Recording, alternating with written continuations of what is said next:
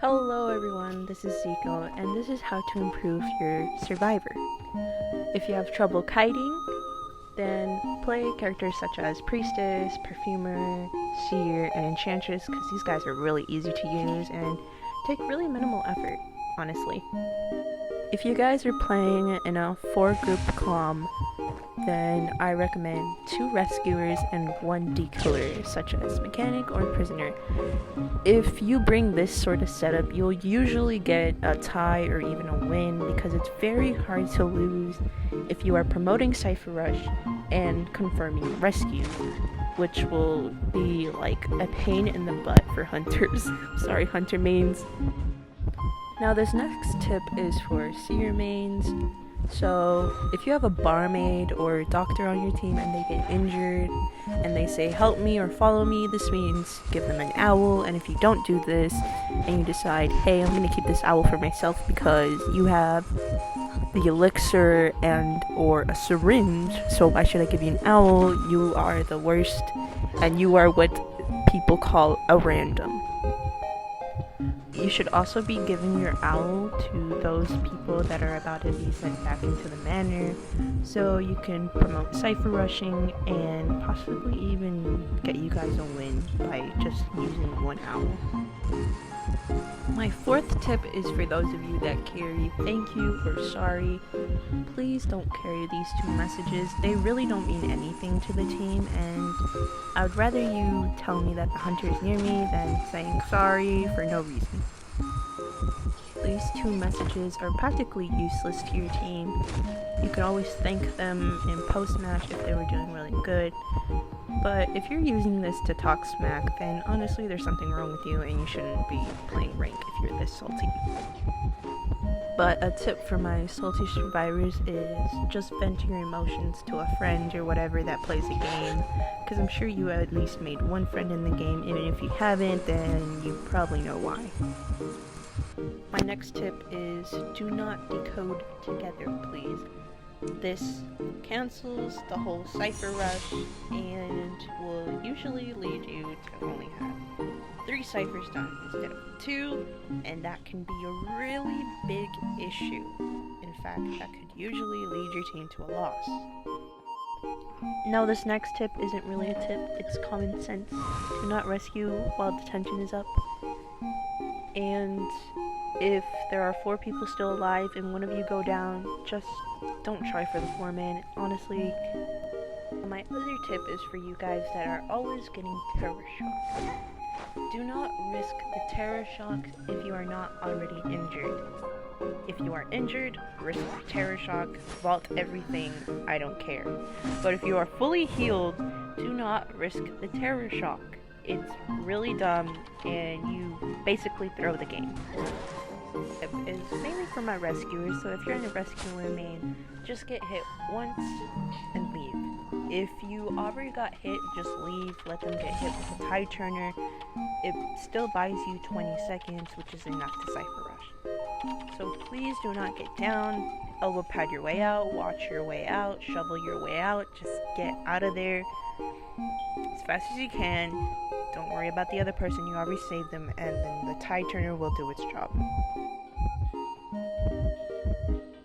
You should only take a hit if you are fully healed or they are on dead chair, in which you would go down for them. Now this next tip might be scary for literally all of you, because if you're a survivor main, then you're probably really scared to play hunter.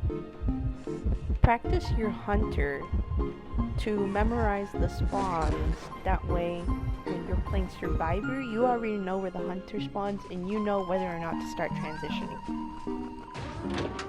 Now this next tip is probably the most crucial tip of all, and one I am most annoyed at that people don't listen to. If the rescuer says, "Don't move, I'm coming," let the rescuer go for the rescue. Do not waste decoding time. If the survivor goes down in less than 40 to 60 seconds, and well, how you'd know this is if no ciphers are close to popping, then wait until after half. There's many times where a survivor will go down quickly and people will immediately say, do not do this. Let them get close to half before saving, or if they died really quickly, then don't save them until after half to give you decoding time. It's honestly really annoying when the person that went down quickly starts spamming thank you when you save them after half, because you just know they're gonna go down just as quick because they weren't really good with their kiting. This goes out to all my rescuer mains.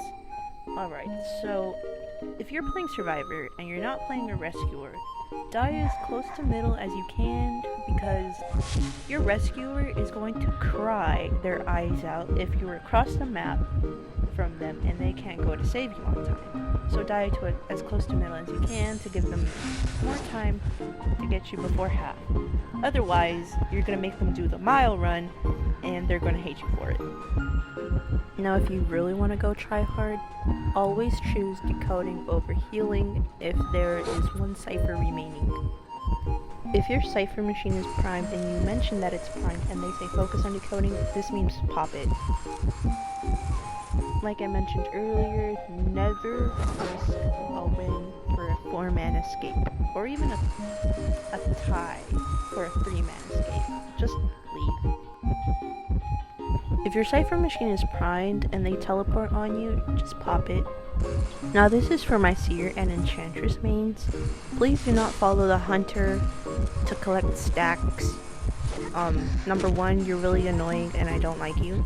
Number 2, you should be decoding and cipher rushing. And number 3, did I mention you're annoying? Because honestly, that's the worst kind of people. I don't like when freaking seers and freaking enchantresses are stalking you. Please and thank you. Now my next tip is going to be one of the longest tips that I have for you. And that's be nice to your hunters. Be nice to your teammates. Do not be rude. Do not be like this hunter was trash, or this you guys played like trash, because honestly everyone has bad matches where they make mistakes and stuff, and you telling them that they played like trash usually leads hunters to stop playing hunter, or survivors to just stop playing for the rest of the day. You really ruin their day, and it's just not nice to be negative. Like, if you do that, like, honestly, go F yourself, because that's like so. Also, do not try to force hunters to go to rank. They will choose when to go to rank, and usually when hunters go to rank, they usually go 4-man because you're bugging them to come in and play hunter, and they're like, alright, I'm gonna play hunter, and then they 4-man you. In addition to all of this, if you're playing meta and then you say a hunter is trash that isn't playing meta, honestly,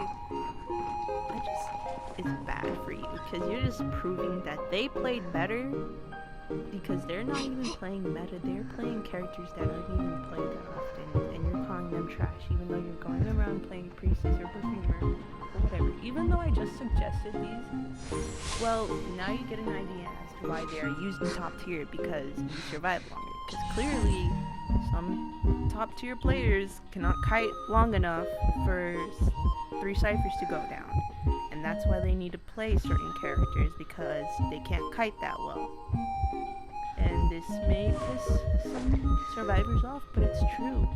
Most survivors that are in top tier are ones that can last long, like Mercenary, Gravekeeper, Enchantress, Priestess, Perfumer.